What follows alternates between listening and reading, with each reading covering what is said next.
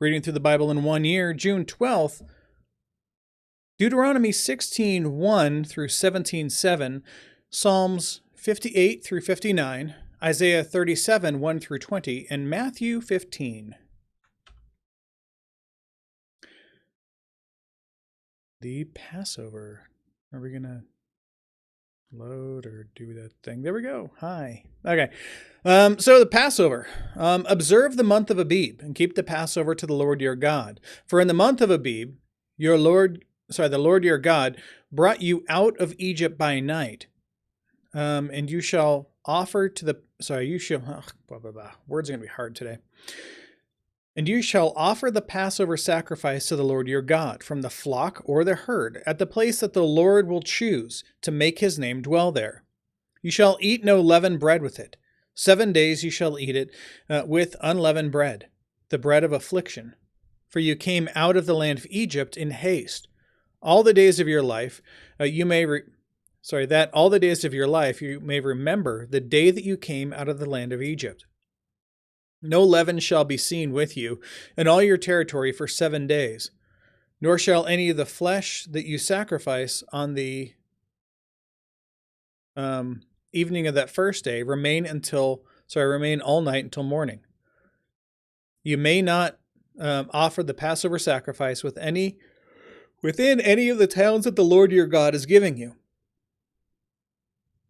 but at the place that the Lord your God will choose to make his name dwell in it. There you shall offer the Passover sacrifice in the evening at sunset, at the time that you came out of Egypt, and you shall cook it and eat it at the place that the Lord your God will choose. And in the morning you shall turn and go to your tents. For 6 days you shall eat unleavened bread, and on the 7th day there shall be a solemn assembly to the Lord your God. You shall do no work on it. The Feast of Weeks. You shall count 7 weeks. This is from the Passover.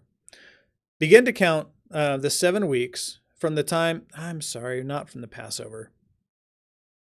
From the time the sickle is first put to the standing grain. Is this the Feast of First Fruits? I think it is. Anyway, we'll get there. But begin to count the 7 weeks from the time that the sickle is first put to the standing grain. Then you shall keep the Feast of Weeks of the Lord your God with the tribute of a freewill offering from your hand, which you shall give as the Lord your God blesses you. And you shall rejoice before the Lord your God, you and your son and your daughter, your male servant and your female servant, the Levite who is within your towns, the sojourner, the fatherless, and the widow who are among you, at the place that the Lord your God will choose to make his name dwell there. You shall remember that you were a slave in Egypt, and you shall be careful to observe these statutes. The Feast of Booths, also known as the Feast of Tents, because a booth is a tent. You shall keep the Feast of Booths 7 days, when you have gathered in the produce from your threshing floor and your winepress. You shall rejoice in your feast, you and your son and your daughter, your male servant and your female servant, the Levite, the sojourner, the fatherless, and the widow who are within your towns.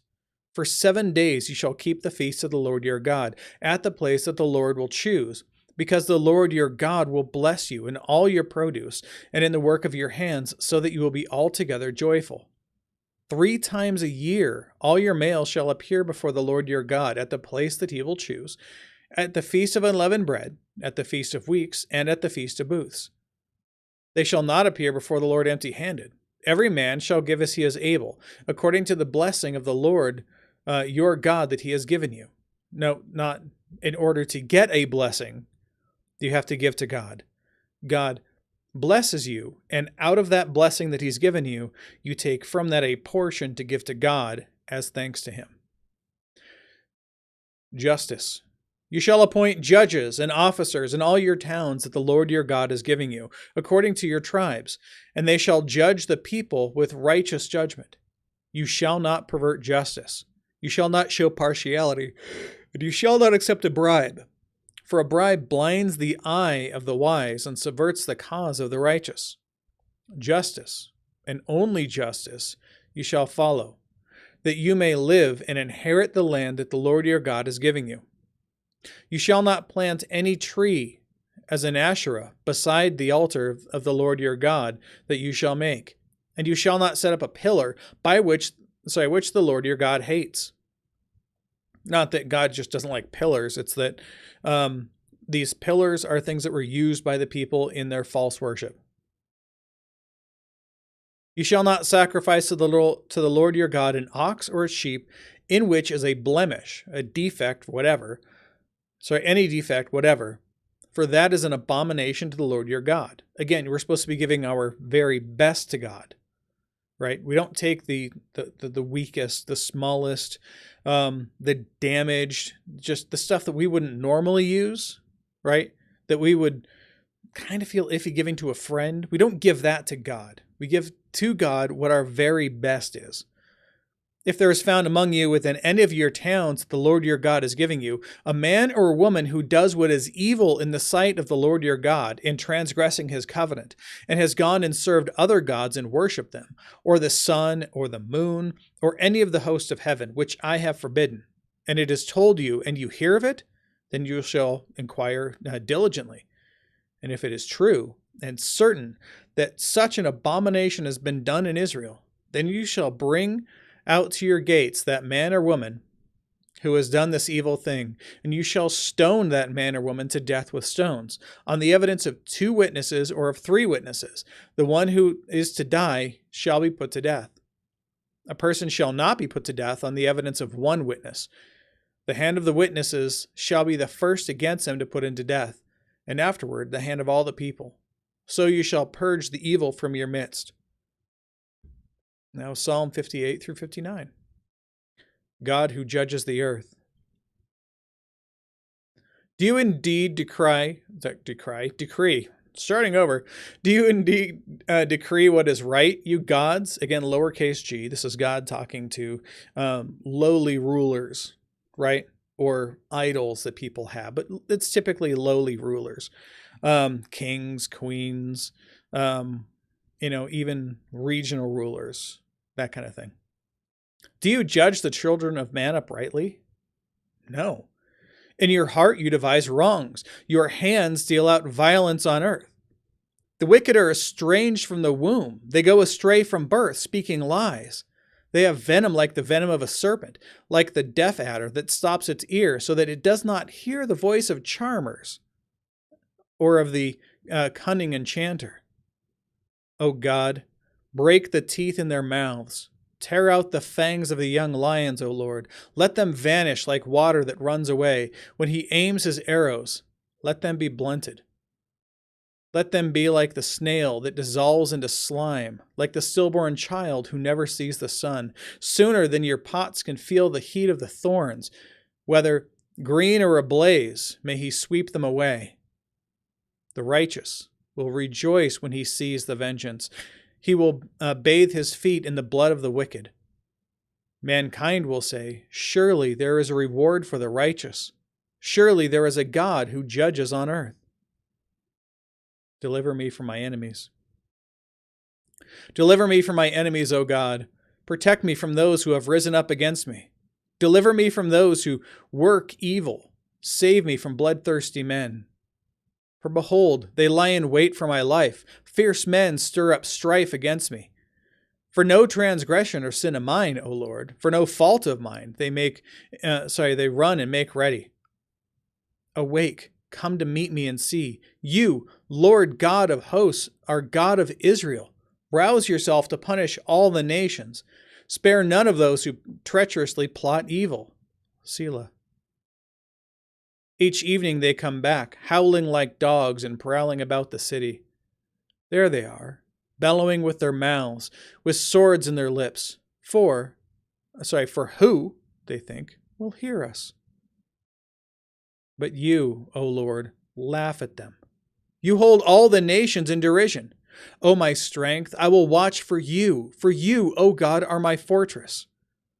My God in his steadfast love will meet me. God will let me look in triumph on my enemies. Kill them not, lest my people forget. Make them totter by your power and bring them down. O Lord, our shield, for the sin of their mouths, the word of their lips, let them be trapped in their pride. for the cursing and lies that they utter. Consume them in wrath, consume them till they are no more, that they may know that God rules over Jacob to the ends of the earth. Selah. Each evening they come back, howling like dogs and prowling about the city. They wander about for food and growl if they do not get their fill. But I will sing of your strength. I will sing aloud of your steadfast love in the morning, for you have been a refuge. For you have been a fortress to me, and a refuge in the day of my distress. O my strength, I will sing praises to you, for you, O God, are my fortress, the God who shows me steadfast love. Now Isaiah 37, 1 through 20. Hezekiah seeks Isaiah's help. Again, we just heard about what Hezekiah had.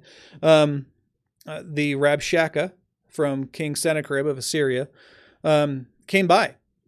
And in the language of the Hebrew people, he yelled over the wall to them that Hezekiah has sinned against God by taking down all of the high places where they were worshiping false gods and demons and idols. And also because they had taken down the Asherim. Right? They had taken all these things down. Well, this is what the true God, the God of Israel, the God of all creation, wanted them to do. But everyone around just heard that they were tearing down these idols, right? So obviously they're not seeking all of the gods. Maybe they're going to miss a few, right? So he came by and he said, look, I've destroyed, for the king of Assyria, we have destroyed every other people that are out here. We have utterly destroyed them. All of their gods are no more. In fact, we came out in service of your God because clearly, look at all what we've done and he hasn't stopped us yet. Why would he stop us now? So don't listen to Hezekiah when he says we're going to trust in God to save us. He doesn't know what he's talking about. Therefore, give up and come out. And if you can muster it, if you can find enough people to put on our horses, yeah, we'll do battle with you. But you're too weak to even handle that. So just come out and we're going to give you a nice place to live. You're going to have whatever you want, right? You're going to have your own water. You're going to have your own vineyard. Everything will be great and wonderful for you if you just, come out. That's all I'm asking you to do, right? So the 3 reporters who were there, whose job it was to hear what was said, Eliakim, the son of Hilkiah, who was over the household, Shebna, the secretary, and Joah, the son of Asaph, the recorder. They came in, laid it all before Hezekiah with their clothes torn, which is a sign of lament, and told him the words of the Rabshakeh. So here we pick up today. As soon as King Hezekiah heard it, he tore his clothes and covered himself with sackcloth and went into the house of the Lord. And he sent Eliakim, who was over the household, and Shebna the secretary, and the senior priest, covered with sackcloth, to the prophet Isaiah the son of Amoz. And they said to him, Thus says Hezekiah, This day is a day of distress, of rebuke, and of disgrace. Children have come to the point of birth, and there is no strength to bring them forth. Again, because all the people are like, we're going to be walled up inside the city for forever. We don't know how long it's going to be. They're going to block our access to food, and they're going to try to take away our clean water, and they're going to be constantly threatening the outside of the walls of our city. They don't want to deal with that. So they're kind of terrified, and they're like, do we just give up and walk out, right? It may be that the Lord your God will hear the words of the Rabshakeh, whom his master, the king of Syria, has sent to mock the living God. See, Hezekiah gets it. And will rebuke the words that the Lord your God has heard. Therefore, lift up your prayer for the remnant that is left. When the servants of King Hezekiah came to Isaiah, Isaiah said to them, Say to your master, Thus says the Lord, Do not be afraid because of the words that you have heard, with which the young man of the king of Assyria have reviled me. Behold, I will put a spirit in him, so that he shall hear a rumor, return to his own land. And I will make him fall by the sword in his own land. The Rabshakeh returned and found the king of Assyria fighting against Libnah, for he had heard that the king had left Lachish. Now, the king heard concerning Tirhakah, king of Cush. He has set out to fight against you. And when he heard it, he sent messengers to Hezekiah, saying, "Thus shall you speak to Hezekiah, king of Judah. Do not let your God, in whom you trust, deceive you by promising that Jerusalem will not be given into the hands of the king of Assyria. Behold, you have heard what the kings of Assyria have done to all lands, devoting them to destruction. And will you be delivered? Have the gods of the nations delivered them? The nations that my fathers destroyed, Gozan, Haran, Rezeph, and the people of Eden who are in Telassar. Where is the king of Hamath, the king of Arpad, the king of the city of Sepharvaim, the king of Hena, or the king of Eva?" Right, this is the letter that he sent to him, because he obviously didn't give up, right? So Hezekiah received the letter from the hand of the messengers and read it. And Hezekiah went up to the house of the Lord, and he took this letter and he spread it out before the Lord. And Hezekiah prayed to the Lord, "O Lord of hosts, God of Israel, enthroned above the cherubim, you are the God, you alone, of all the kingdoms of the earth. You have made heaven and earth." This is a king who clearly knows who God really is. "Incline your ear, O Lord, and hear. Open your eyes, O Lord, and see, and hear all the words of Sennacherib, which he has sent to mock the living God. Truly, O Lord, the kings of Assyria have laid waste all the other nations and their lands, and have cast their gods in the fire. For they were no gods, but the work of men's hands, wood and stone. Therefore they were destroyed.